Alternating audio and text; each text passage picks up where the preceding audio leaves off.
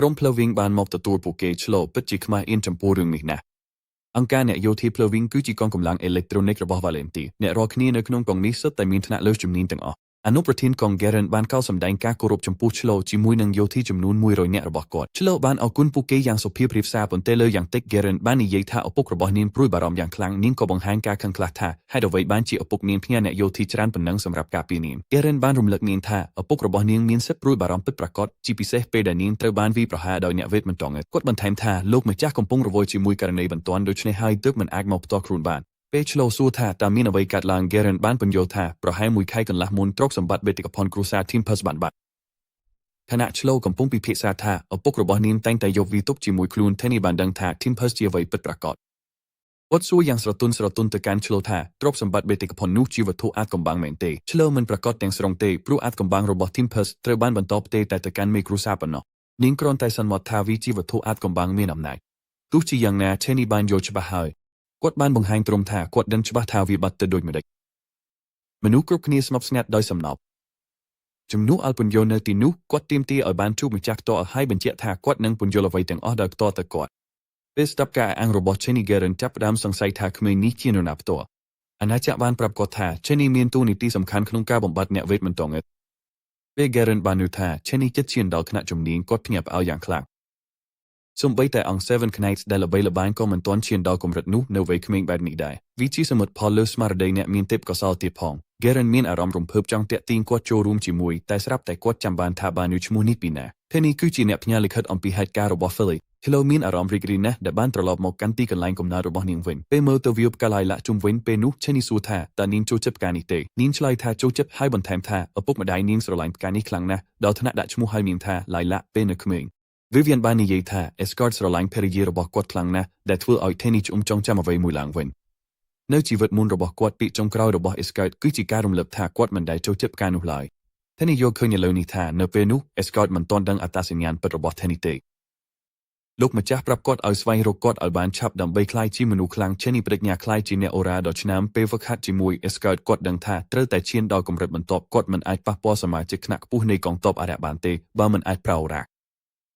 គាត់បានសម្រេចចិត្តថានឹងបំបត្តិពួកគេអស់ទាំងអស់បន្ទាប់ពីពេលខ្លីពួកគេបានឈានដល់ទីក្រុង Valentino ដែលជាទីក្រុងធំបំផុតនៅអាណាចក្រ Aaron អាវុធធ្វើការមានអារម្មណ៍រីករាយដែលបានត្រឡប់មកផ្ទះវិញឆ្លោសួរ Cheney ថាគាត់ធ្លាប់មកទីនេះទេហើយគាត់ឆ្លើយយ៉ាងស្រទន់ថានេះជាលើកដំបូងរបស់គាត់ក្នុងជីវិតនេះមុនពេលនាងអាចសួរពន្យល់បន្ថែមឪពុករបស់នាងបានរត់មករកនាងដើម្បីអោបឆ្លោបានជិះវៀងឲ្យឪពុករបស់នាងធ្លាក់មកចូលដីនាងស្ដីបន្ទោសឪពុកឲ្យថែរក្សាឈ្មោះល្អនិងទាមទារឲ្យសុំទោសចំពោះអាវុធដែលបង្កបញ្ហាម្ចាស់ក្រុងក៏កែខ្លួនភ្លាមហើយអរគុណអាវុធដែលនាំកូនស្រីមកវិញដោយសុវត្ថិភាពរួចប្រាប់ពួកគេឲ្យសប្បាយក្នុងពិធីជប់លៀងរបស់គាត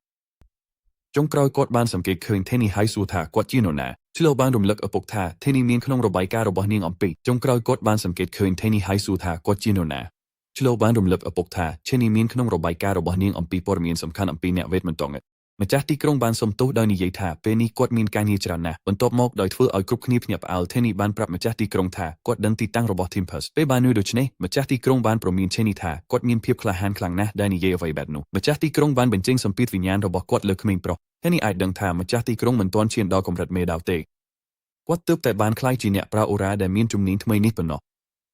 Cheney បានរំលឹកដល់មិត្តចាស់របស់គាត់ Estena ដែលក្លាយជាអ្នកជំនាញអូរ៉ានិង Jarrett ដែលស្ទើរតែដល់កម្រិតនោះCheney អាចប្រឆាំងនឹងសម្ពាធនោះយ៉ាងងាយស្រួលដោយប្រើថាមពលវិញ្ញាណដែលគាត់បានប្រមូលសម្រង់នៅជីវិតមុន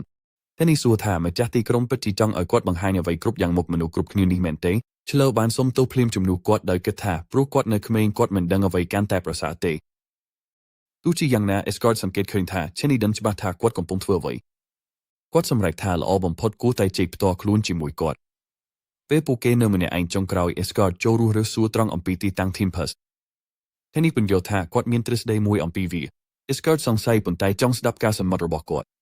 Cheney ដឹងថា Tempest គឺជាវត្ថុអាថ៌កំបាំងកម្រិតខ្ពស់មួយក្នុងចំណោមប៉ុន្មានដែលមានស្រាប់គាត់ដឹងថាឈ្មោះរបស់វាមានន័យថាពេលវេលារឱកាសដោយសម្រេចចិត្តមិនបង្វិលបង្វែរទើបគាត់មើលភ្នែកទៅកាន់ Escort ហើយចូលរស់រើសទៅកាន់ប្រធានបទគាត់សួរថាតើ Tempest មានអំណាចបង្វិលពេលវេលាក្រោយវិញទេ Escort យល់ពីចំណុចរបស់គាត់ហើយសួរព័ត៌មានបន្ថែមCheney ពន្យល់អំពីគ្រោះមហន្តរាយមួយដែលនឹងកើតឡើងវាជាហេតុការណ៍ធំមួយដែលនឹងកើតឡើងនៅ 2000 ឆ្នាំទៀតបន្ទាប់ពីស្ដាប់អំពីវិមាត្រនៃអ្វីដែលនឹងកើតឡើង Escort សង្កេតឃើញថានេះមិនមែនជារឿងកុមារអាចបង្កើតឡើងដោយខ្លួនឯងទេ វត្តកាន់តែធ្ងាប់អោពេលដឹងថាឈិនីស្គាល់ឈ្មោះអ្នកការពាររបស់ដើមឈើពិភពលោកឈើដែកដ៏ខ្លាំងបំផុតរបស់ជនជាតិធ្វើនិងអ្នកប្រយុទ្ធដ៏អស្ចារ្យបំផុតរបស់ជនជាតិអឹបឈិនីបញ្ជាក់ថានេះជាការពិតពួកគេជាមិត្តរួមចំណែករបស់គាត់នៅជីវិតមុន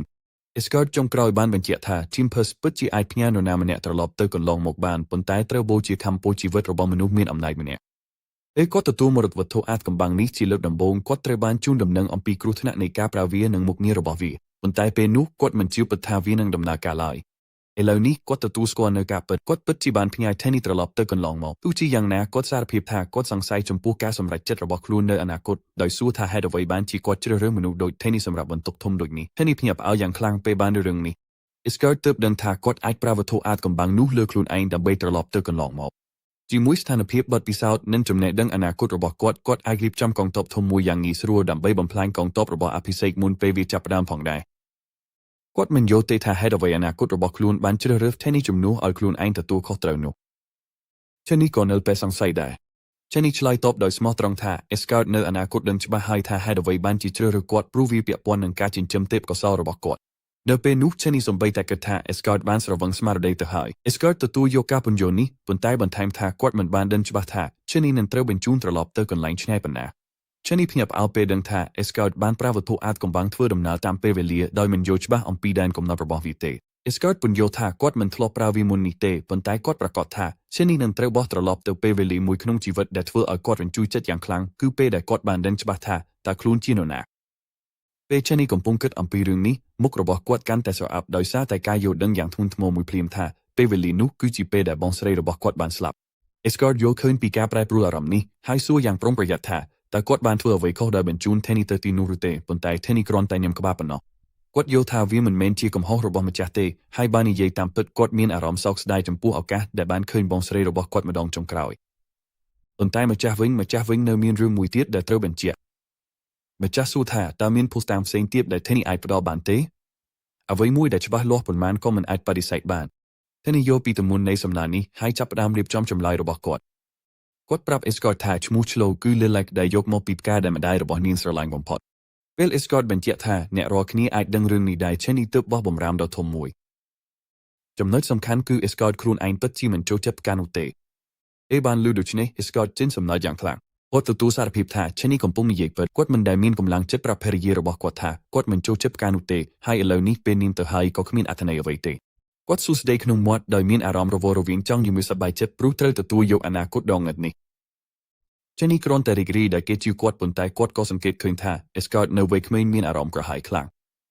ងស្រាប់តែម្ចាស់ដេហៅឲ្យអង្គការព្រះអង្គម្នាក់ឈ្មោះ Royer មក Escort ធ្វើឲ្យ Tenny ភ្ញាក់ផ្អើលដោយពន្យល់ថាទោះបីជាខ្លួនក្នុងអនាគតអាចជឿគាត់ក៏ដោយតែ Escort បច្ចុប្បន្នមិនស្គាល់គាត់សោះគាត់ទាមទារឲ្យ Tenny បង្ហាញសមត្ថភាពដែលខ្លួនក្នុងអនាគតបានទទួលស្គាល់យ៉ាងខ្ពង់ខ្ពស់ Tenny មានអារម្មណ៍សប្បាយរីករាយត្រៀមខ្លួនបង្ហាញសមត្ថភាពរបស់ខ្លួនប៉ុន្តែពេលពួកគេចេញទៅខាងក្រៅគាត់ចាប់ផ្ដើមមានអារម្មណ៍ភ័យជាក់ស្ដែងវាមិនសមស្របសោះសម្រាប់ម្ចាស់ដេក្នុងការប្រឡងសមត្ថភាពរបស់គាត់បែបនេះជាពិសេសព្រោះ Escort អនាគតទើបជាអ្នកណែនាំឲ្យគាត់ប្រញាប់រកគាត់មកដំបូងដើម្បីលេងសើចជាមួយគាត់ Tenny សួរយ៉ាងអ៊ូថាម្ចាស់ដេចង់ដឹងអ្វីមួយអំពីអនាគតទេជាធម្មតាគាត់រំពឹងថានឹងទទួលបានចម្លើយថាបាទប៉ុន្តែ Tenny ត្រូវបានភ្ញាក់ផ្អើលពេលម្ចាស់ដេឆ្លើយថាគាត់មិនចាប់អារម្មណ៍អំពីអនាគតផ្ទាល់ខ្លួនសោះទេអ្វីតែមួយដែលគាត់ខ្វល់ខ្វាយគឺគ្រោះមហន្តរាយដែលកំពុងមកដល់គាត់ហាម Tenny ដាច់ខាតមិនឲ្យប្រាប់គាត់ឬកូនរបស់គាត់អំពីជីវិតផ្ទាល់ខ្លួនឡើយដោយពន្យល់ថាមនុស្សគ្រាន់តែសិក្សាបានពិតប្រាកដតាមកំហុសនិងការបរាជ័យរបស់ខ្លួនឯងប៉ុណ្ណោះគាត់ប្រកាសចិត្តថាឆ្លូនឹងប្រឈមមុខនឹងបញ្ហារបស់នាងផ្ទាល់ហើយគាត់មិនចង់ឲ្យ Tenny ឆក់យកឱកាសអភិវឌ្ឍរបស់នាងទៅទេ Tenny សារភាពយ៉ាងធម្មតាថាជាក់ស្ដែងគាត់ក៏មិនសូវដឹងអំពី Escort ឬឆ្លូសោះដែរនៅពេលនោះគាត់កំពុងតែប្រឈមជាមួយបញ្ហាជីវិតផ្ទាល់ខ្លួនដូច្នេះគាត់មិនមានពេលតាមដានជីវិតផ្ទាល់ខ្លួនរបស់ពួកគេឡើយ Escort មានមុខមាត់ភ្ញាក់ផ្អើលយ៉ាងច្បាស់ដោយចាប់ Tenny ហើយញ័រគាត់ខណៈដែលគាត់ទាមទារដឹងថាតើ Tenny ពិតជាមានចំណេះដឹងអំពីអនាគតរបស់ពិភពលោកមែនឬទេ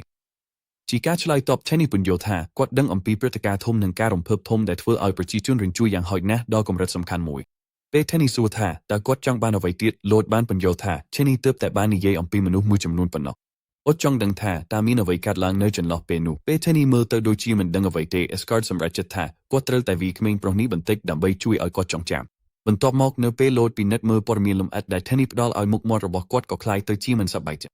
គាត់មិនសប្បាយចិត្តយ៉ាងច្បាស់ទេព្រោះក្នុងចំណោមគ្រោះមហន្តរាយដ៏ធំដុំដែលនឹងកើតឡើង Tenny អាចចងចាំព័ត៌មានបានតិចតួចប៉ុណ្ណោះ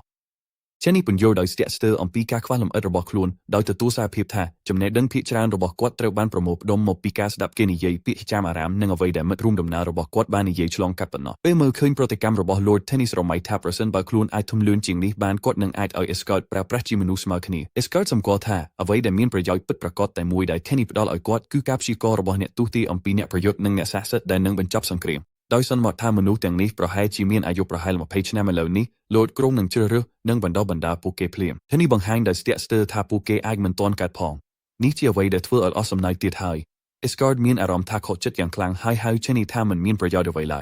เป้เนี่ยบำราณีเย่ท่ากวดบานไฮรอยัลมกเอสการ์ดปลายจัดให้เป็นจีเอานอมเดรคเลอร์มกวินกวดจ้องเอาเดรคเลอร์บังเรียนเทนี่มวยเมรินปัด